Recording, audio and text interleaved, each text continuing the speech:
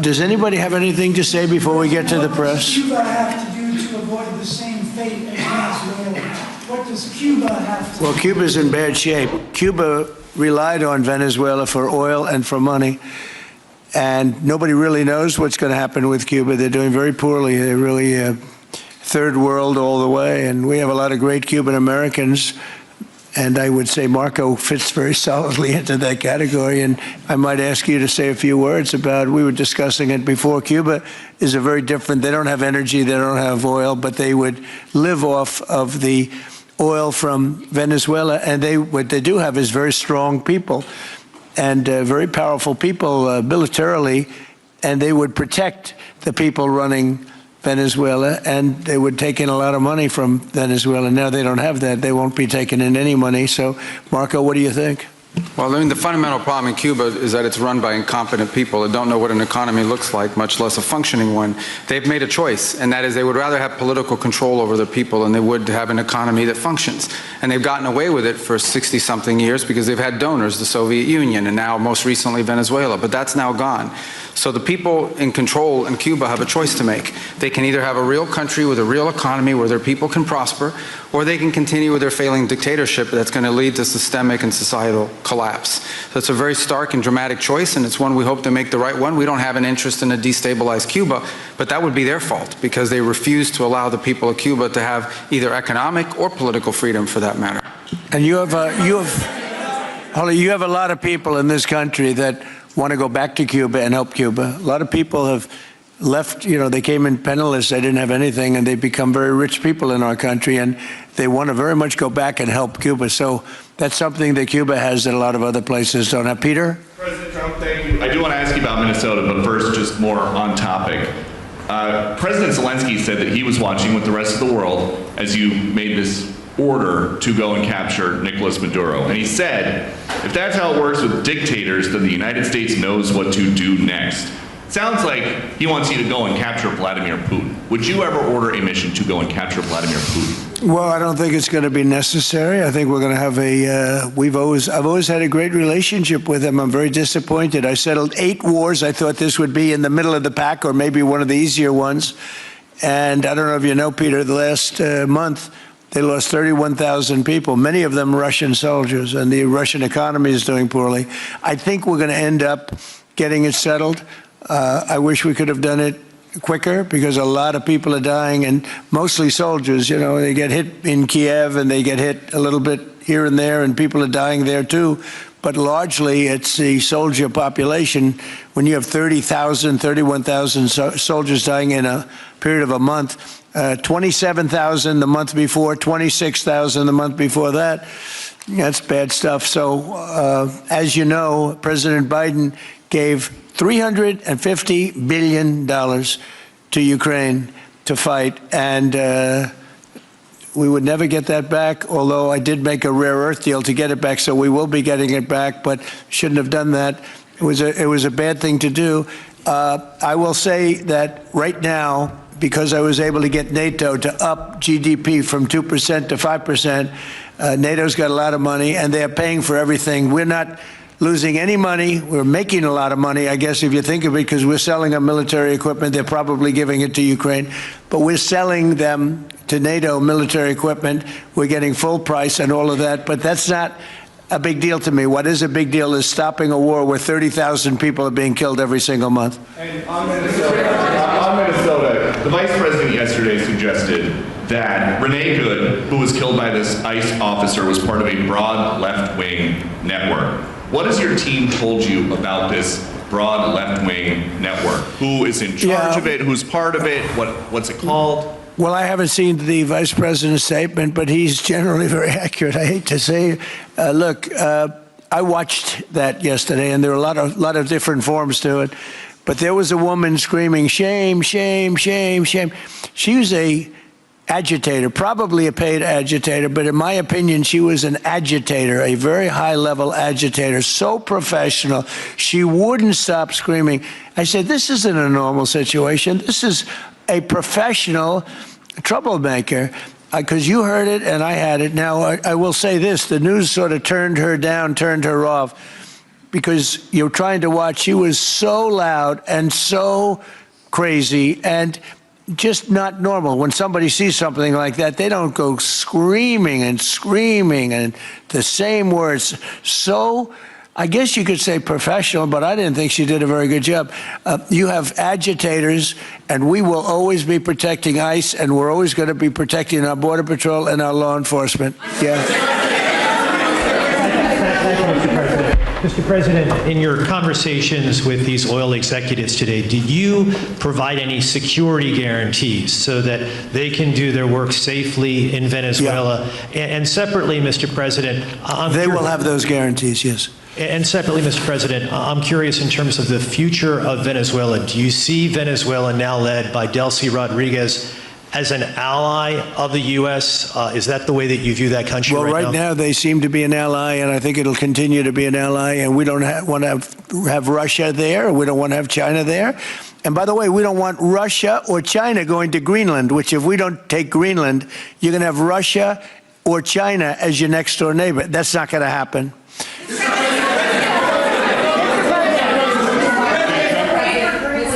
The white, Mr. President, white top. Thank you. You just said that these companies would have security guarantees if they go in on the ground in Venezuela. They will have. And what is your plan there actually for these companies and those Americans who are going to be on the ground working for these companies? Well, there are going to be Americans. I assume they're going to be using a lot of Americans, but they're going to be using a lot of people from Venezuela and other places, I would imagine. But I would think that mostly they'll be using Venezuelan workers. They have a lot of great workers. They have a very high unemployment rate, and they have workers that are very familiar with taking oil out of the ground. Yeah. How long do you think the Ayatollah will be in power after what we've seen play out on the ground there? When is the U.S. going to get involved now that reports of protesters being killed on the ground? So Iran's in big trouble. It looks to me that the people are taking over certain cities that nobody thought were really possible just a few weeks ago. We're watching the situation very carefully. I've made the statement very strongly that if they start killing people like they have in the past, we will get involved. We'll be hitting them very hard where it hurts. And that doesn't mean boots on the ground, but it means hitting them very, very hard where it hurts. So we don't want that to happen. There have been cases like this where President Obama totally backed down. But this is something pretty incredible that's happening in Iran. It's an amazing thing to watch. They've done a bad job. They've treated their people very badly, and now they're being paid back. So let's see what happens. We're watching it. We're watching it very closely. Yes, go ahead. Thank you so much, Mr. President. Do you have any comments in reaction to the recent attacks by the Syrian government alignment groups against US-backed Kurdish forces in Aleppo, Syria, which killed dozens of civilians and displacing many families? Does your administration bring peace between the Kurds and the Syrian government? I want to see peace, yes, I do. The Kurds and the Syrian government, we get along with both, as you know very well. They have been natural enemies over the years, but we get along both, and we want to see Syria succeed. And so far, I think they are succeeding, but this is just breaking out, and we want to see that stopped. Go ahead, please. You're meeting with the President of Colombia, Gustavo Petro, in a few weeks. Do you hope this meeting with Gustavo Petro marks a new chapter, a new beginning in the benefit of the U.S. and Colombia relations? What country? Colombia, with the President of Colombia, Gustavo Petro. I had a very good talk with him yesterday, and he's been very hostile to us and to the nation and to me, called me a dictator and lots of other things, called Biden some terrible names, far worse than he called me.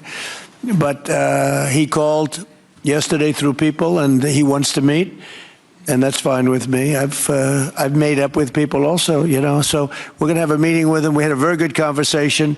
The people of Colombia are incredible people. Marco would know that better than anybody because he's married to a woman from Colombia. And I don't mean Columbia University. That would be, I'm not sure. I think I like Colombia, the country, better, if you want to know the truth. The people are, hold it. The people are great people. I look forward to meeting with them. We're going to meet in the very near future.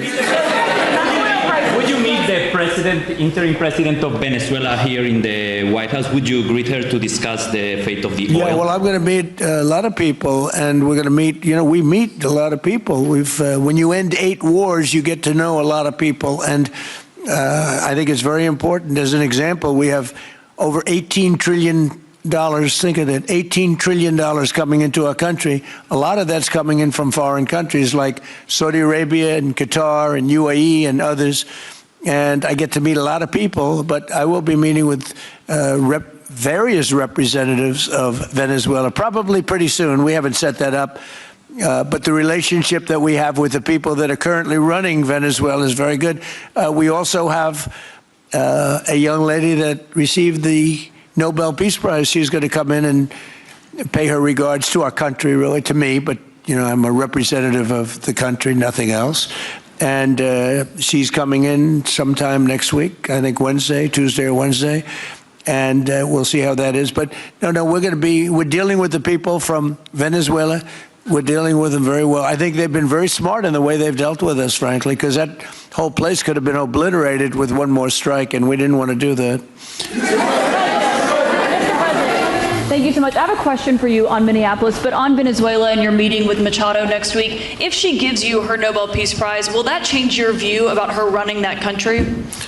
Well, I have to speak to her. I'm going to have to speak to her. She might be involved in some aspect of it. I will have to speak to her. I think it's very nice that she wants to come in, and that's what I understand the reason is, because Norway is very embarrassed by what took place. I mean, they're getting decimated. Look, whether people like Trump or don't like Trump, I settled 8 wars, big ones, some going on for 36 years, 32 years, 31 years, 28 years, 25 years, some just getting ready to start, like India and Pakistan, where already 8 jets were shot out of the air, and I got it done in rapid order without nuclear weapons.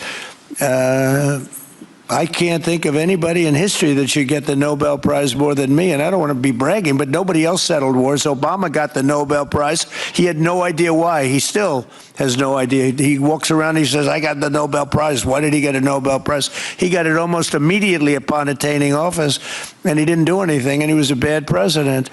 So, I mean, you should get the Nobel Prize for every war you stopped. These were major wars. These were wars that nobody thought could be stopped. President Putin called me, and he said about 2 of the wars that he's been trying to stop them for 10 years. He wasn't able to do it. He couldn't believe it.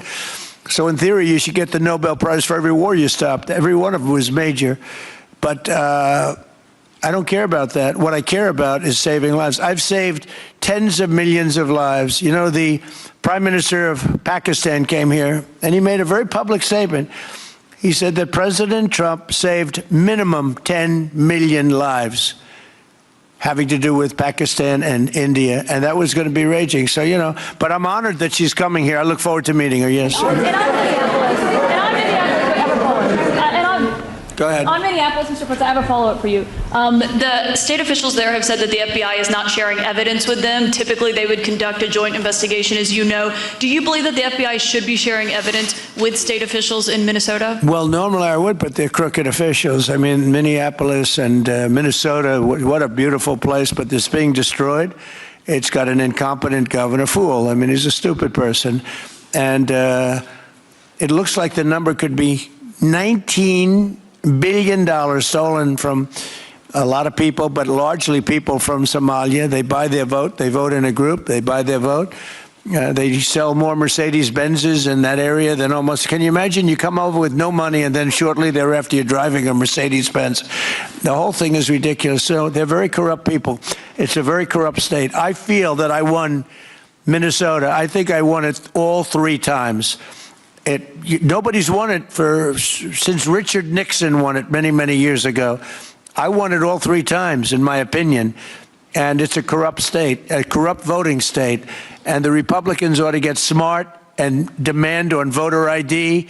They ought to demand maybe same-day voting and all of the other things that you have to have a safe election. But I won Minnesota 3 times, and I didn't get credit for it.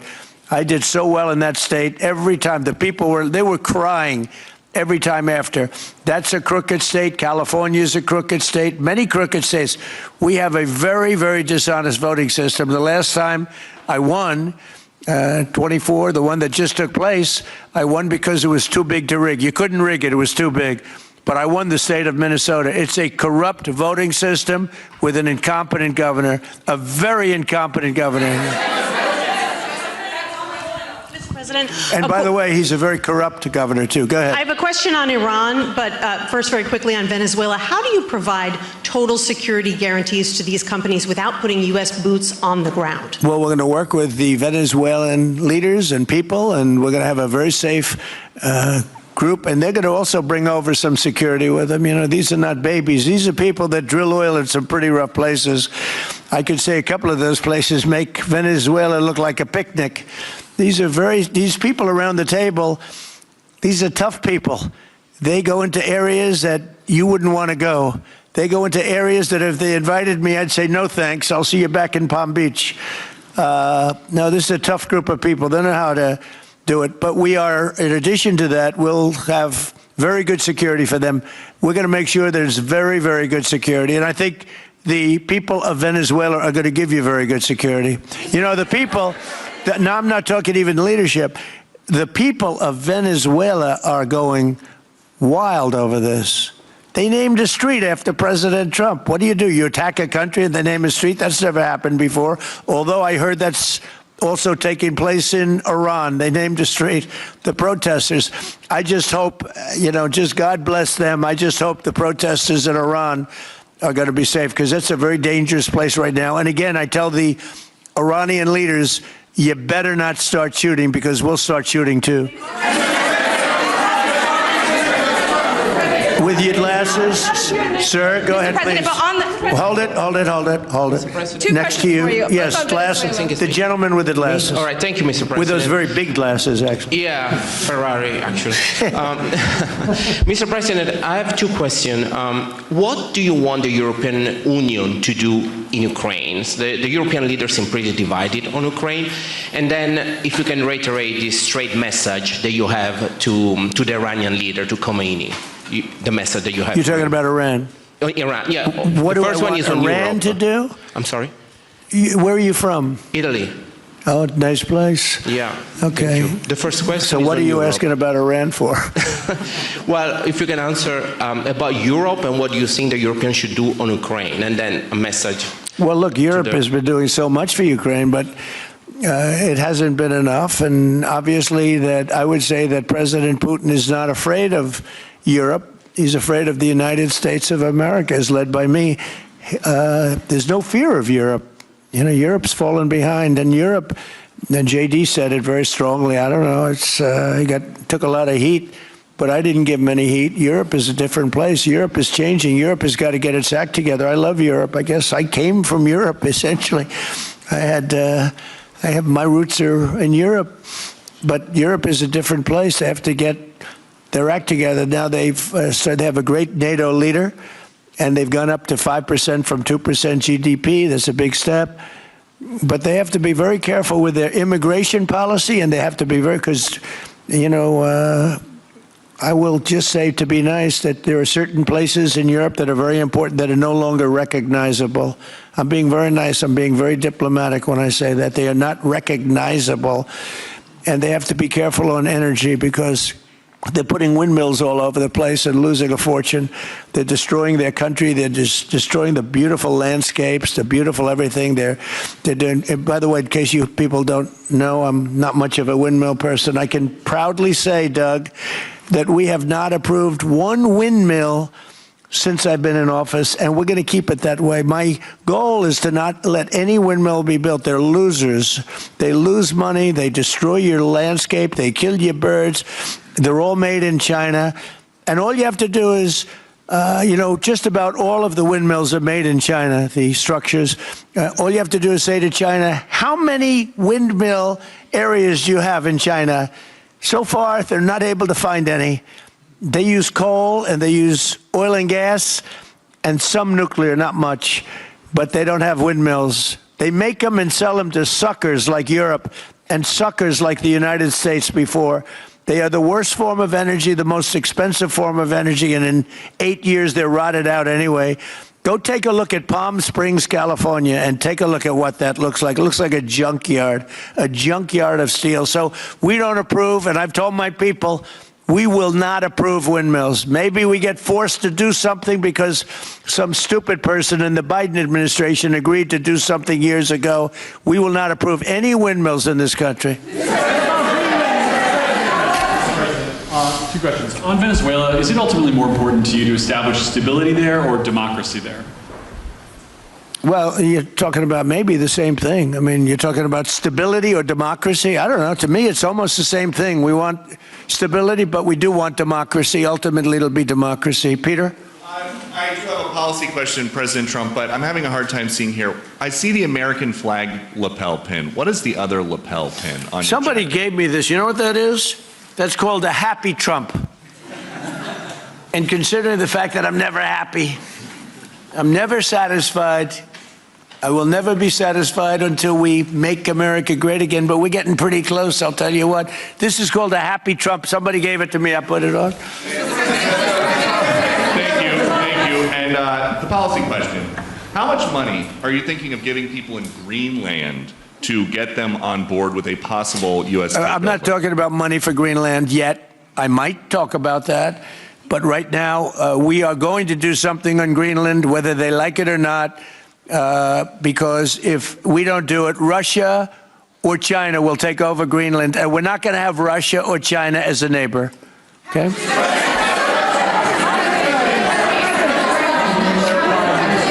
I would like to make a deal, you know, the easy way, but if we don't do it the easy way, we're going to do it the hard way.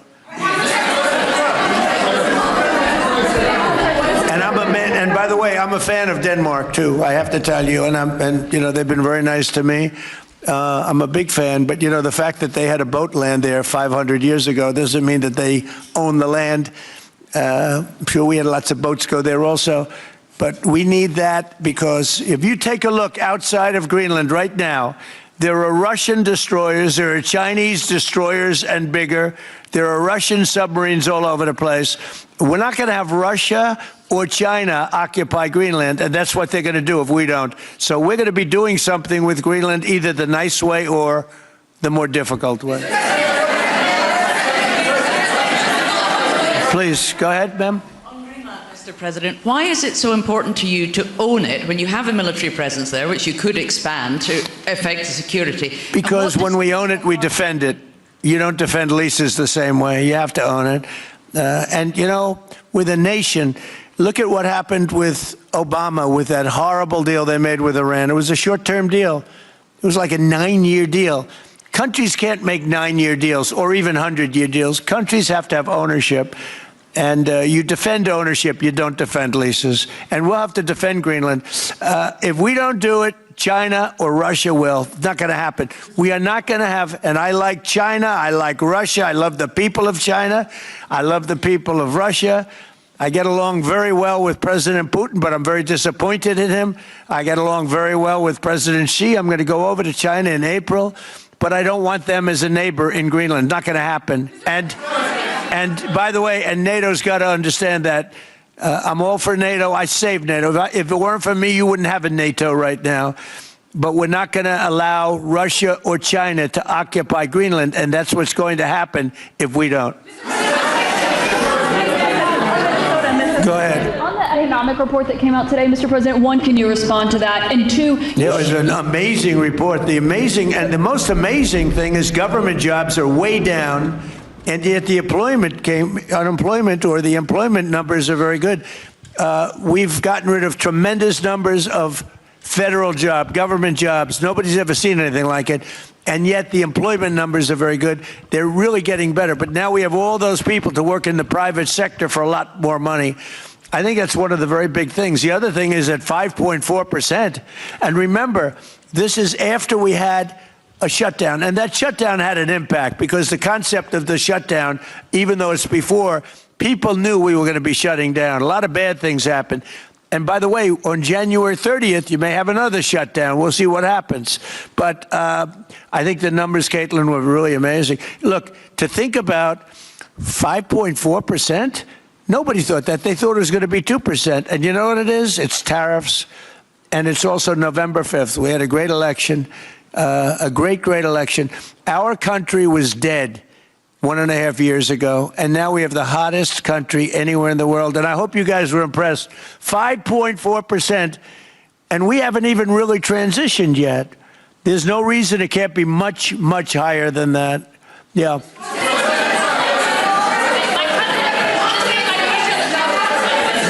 Can you respond to the manufacturing Let's number? give CNN a chance. You know, they've been fighting also, so hard to get back into the mainstream. Mr. President, you posted some numbers actually on Truth Social last night. People saying you posted the job data early when you're not supposed to obviously share it till the next morning. Did you do that on purpose? No, I don't know. If they posted them, I said post them whenever you get a chance. I don't know. They gave me some numbers. When people give me things, I post them. But the numbers are amazing. Yeah, please. Administration plan to distribute the money from the Venezuela oil sales? Is it, obviously you say it's going to go into these controlled accounts. Yeah. Would it go back to Venezuela in a direct payment? Is it going through these goods? How do you plan to do that? Well, we want to make sure that Venezuela can survive. You know, Venezuela needs money, and we're going to make sure that they get money, and we're going to get money, and the oil companies are going to make something for the work they do, and they're going to get back their money. We're devising a formula, but it won't be so much of a formula. It's going to be what they need. We're going to take care of what they need. There'll be plenty left over. We're going to have a lot of money left over. And the money left over is going to the United States of America, and the oil companies are going to be very happy. Yeah, please. Thank you, Mr. My second question is, would the administration offer a backstop to these oil companies for like financial guarantees, some sort of backstop, if the country did destabilize again? That's a very interesting question. Using the word backstop, I haven't heard that word in a long time. That was at the Wharton School of Finance I last heard. That's a good term. We ought to use it more often. I hope I don't have to give a backstop. I'm just, look, these are very smart people, the smartest people, though, not only in oil and business. These are the biggest companies in the world sitting around this table. They know the risks. I mean, there are risks. We're going to help them out. We're going to make it real easy. They're going to be there for a long time. We're going to be there together for a long, long time. And they're going to be taking the oil, and they're going to be bringing oil prices down. They're going to make a lot of money. They're going to get their money back. They're going to be safe. The people of Venezuela are going to be big beneficiaries, and the United States of America is going to be a big beneficiary for what we've done. And you know, one other thing I might say, it's also very big for national security because, again, just like Greenland, we can't have China or Russia occupy Greenland. We can't have China or Russia occupy Venezuela. And if we didn't do what we did, China or Russia would have been in Venezuela. I think I can measure. Where's Mr. Chevron? So let me ask you, they would have been there if we didn't do this. Do you agree with that? They certainly have a lot of economic interests in country. There's absolutely no argument about that. They were trying to be there. I mean, you know, we had a Russia, I guess sort of I call it a semi-Russian ship yesterday that we took over, and Russia decided not to defend that ship against us. It's a big movement. The ship was loaded up with oil, and we took the oil, and it came out of that port. But Russia would be there or China would be there. And we want them to be there for a different reason. We want them, do you people agree? In particular, China, they need a lot of oil. Russia doesn't need so much, but Russia was there anyway. But I assume you agree that China would like to be doing a lot of business there by buying oil. And I want to just tell President Xi and President Putin, but more so in this case, President Xi, because they do need a lot of oil. And we are open for business in the United States, and we are open for business in Venezuela, right?